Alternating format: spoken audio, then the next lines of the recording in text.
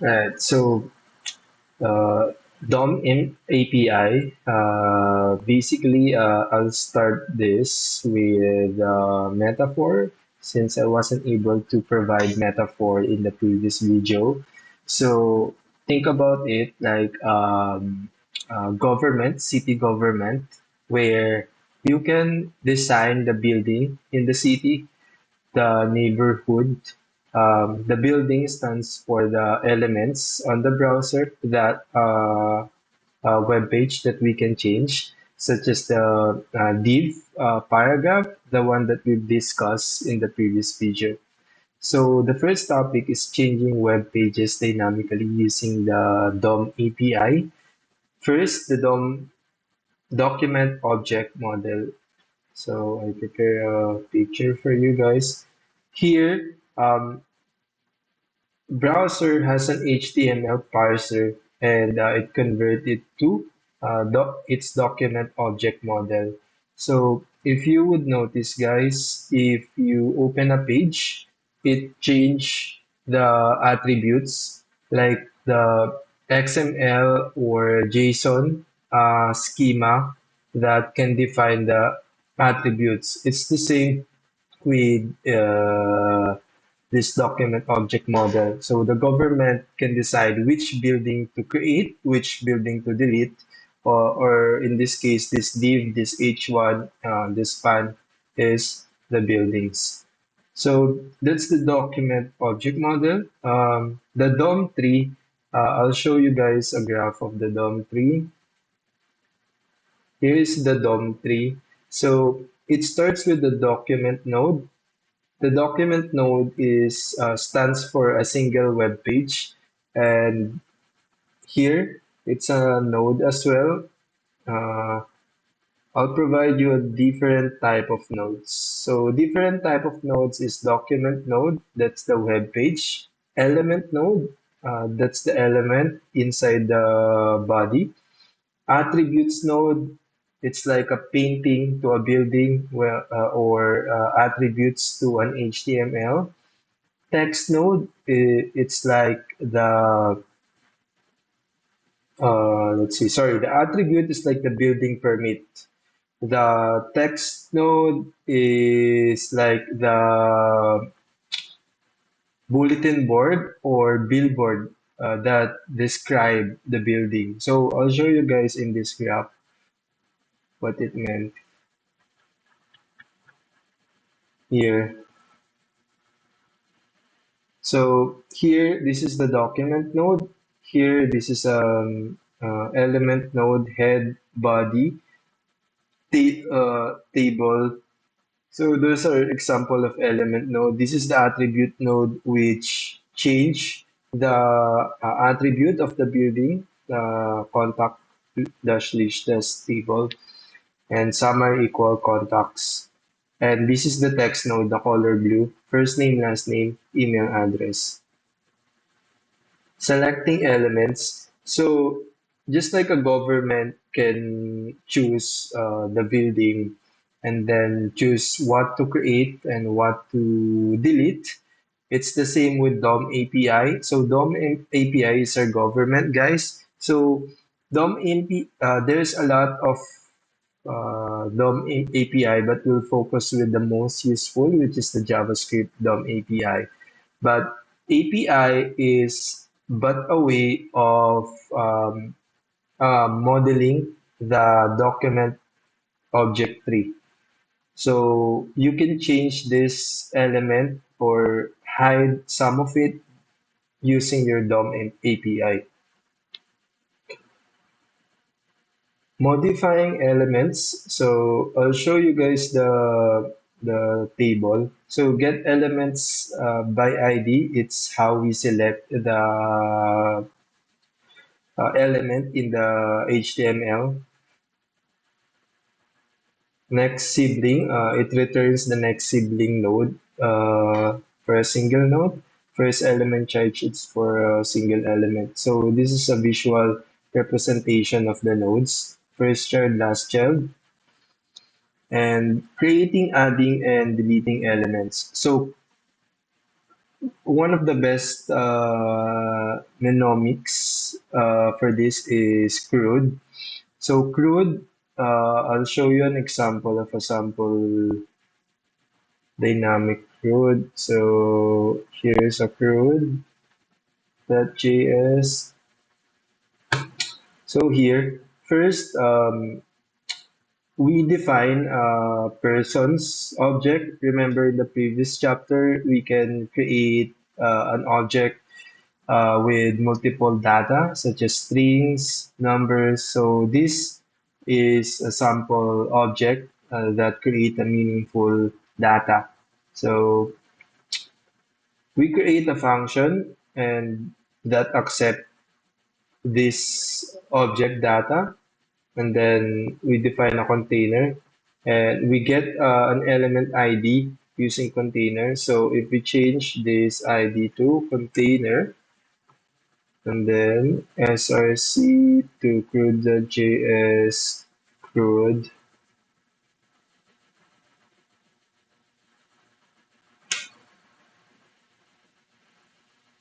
and then we open this, we'll see this result. So CRUD.js, we select the building container to change, and then we create a table element, and then we create table head, and then we create table row, first name, last name, and position, and then we create a table body, and then we use the iteration, which we discussed in the previous videos. And here is the result. We return the result person that first name to table data, first person that last name, person that position. And then we append it. So append child is a way of appending the building on the last part. So let's say you want to add a building on last part of the neighborhood or in the uh, last building. So you used append child DOM API. So DOM API is but a set of rules that programming language use to manipulate the web page or the building. So it's the rules that government use to decide which building to create or delete on its city. So yeah, so let's create, insert, append, and replace. Let's see. Yeah, so that's an example. Insert, you can insert a building. So this create element doesn't always create an element, so it's good to use this insert before append child, replace, and remove child instead of this. But you can still debug it. So there's a lot of debugging. So these codes is actually the old ways how government works. So there's actually a new way. This is not actually how we code, but it's important to understand the history. Dynamic creation of a table. So that's what we did on that example. We create a table in this CRUD.html container. We created a table that shows there. Here, this first name, last name, and position. Loading data synchronously via Ajax and Fetch API. So Ajax, we can actually dynamically, because this is actually a static web page. It doesn't have data. So remember, for dynamic web application, it has to be it has to rely on data or database. It should not be a static because it's not dynamic anymore.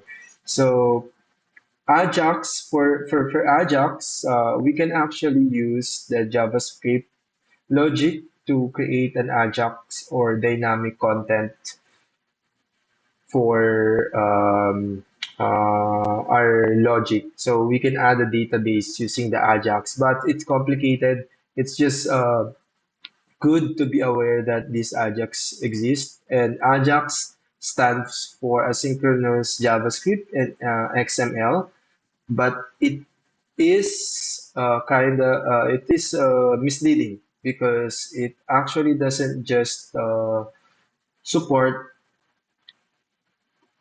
Ajax and XML. It actually support all types of data, and in fact, it usually support JSON because JSON is how we usually um, it's easier to process. So I'll show you guys how we process JSON, but we've discussed this in the previous chapter. So this is an Ajax program.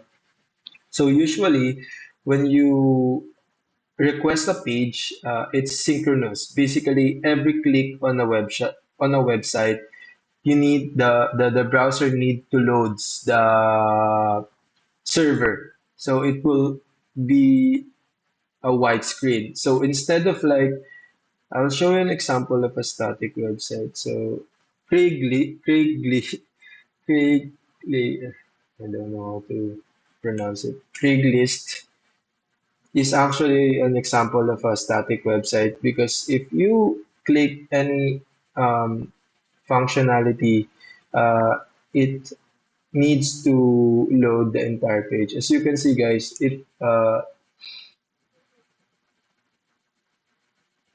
the page when you click something on the web page, you need to wait for a while, and yeah, it will be just widescreen. Unlike the other web page where you can like search, for example, in Amazon.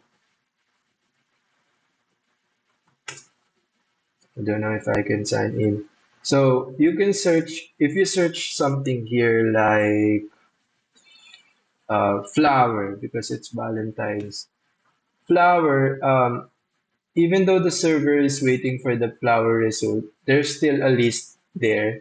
You notice there's still a list there that shows so that you can still click something on the background until the data that you request on the server comes in.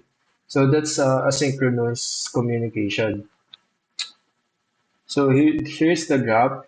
So asynchronous communication just have the Ajax program just have this in the between the client and the server. It doesn't change the underlying principle of client to server communication.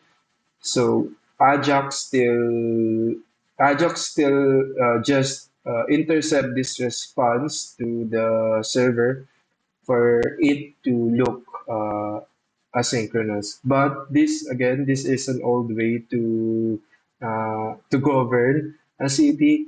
We don't usually use this code, so it's a long code if you and it's hard to maintain. So this is that's the Ajax, and this is uh, it's just a logic or but a way of structuring JavaScript to make asynchronous, but it's not an API. So API is a application programming interface. So API is how the programming language define their communication to the document object model. So they have these tables like this for JavaScript, text content, next element, parent node. That's the one you would use for API. So there's a lot of kinds of API like voice recognition. It has an API as well. Animation, full screen mode, it has an API. Anything that you could think of, basically nowadays, it has an API that could allow you to change the visual or the logic of your browser. Yep. So that's other web APIs. So yeah, thank you guys. See you on the next video.